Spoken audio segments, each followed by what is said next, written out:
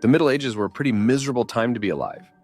They were an endless cycle of war, starvation, disease, superstition, and cruelty. Among the diseases was a condition that caused people to dance endlessly until their bodies couldn't take it anymore, usually resulting in death. This was famously observed during the dancing plague of 1518 in the town of Strasbourg, located in modern-day France. The outbreak in Strasbourg started in July of 1518, when a woman named Frau Trophäa began to dance uncontrollably in the middle of the street. She would dance alone for a week until others began to join in. These people would dance endlessly for days or weeks at a time, not even stopping to eat, drink, or use the bathroom. They were unable to make themselves stop dancing. By August, the dancing fever would claim 400 victims. Many of the victims are said to have died of strokes or heart attacks due to the exhaustion from endless dancing. Nobody knew how to cure the dancing disease. Some thought that the afflicted were possessed by demons and therefore exorcisms were performed. But these yielded no results. Some people tried playing music and setting up stages to see if that would help with the condition. Doctors eventually just decided the best treatment would be to allow the victims to dance themselves free of it. This plague resulted in music and dancing being banned in the city of Strasbourg. The plague would eventually die out after a couple of months and was over by September of 1518. I know many of you are thinking, this has to just be a myth. There is no way there could be a disease that caused people to actually dance themselves to death.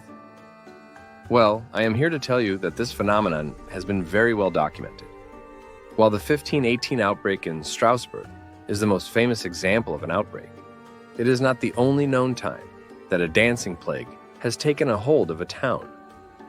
Other instances of a dancing plague breaking out have also been documented in the years 1021 and 1324 in the German towns of Kolbig and Aachen, respectively. Documentation for this strange disease includes physician notes, cathedral sermons, local and regional newspapers.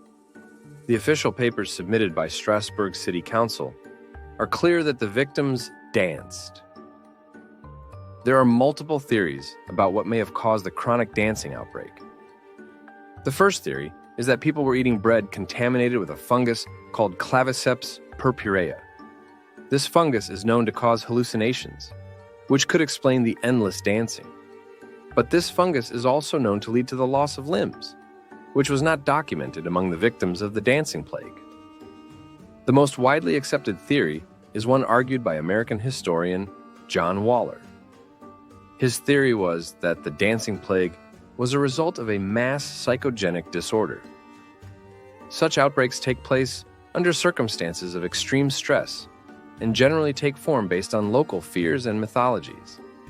In the case of the dancing plague of 1518, Waller argued that there was a fear that those who did not win over the favor of Saint Vitus, the patron saint of dancers and entertainers, would be cursed by being forced to dance until they died. This would also help explain the other dancing outbreaks in Catholic Central Europe that had taken place a few centuries before the most famous outbreak in 1518. Ultimately, we still to this day do not know for certain what caused the dancing plague.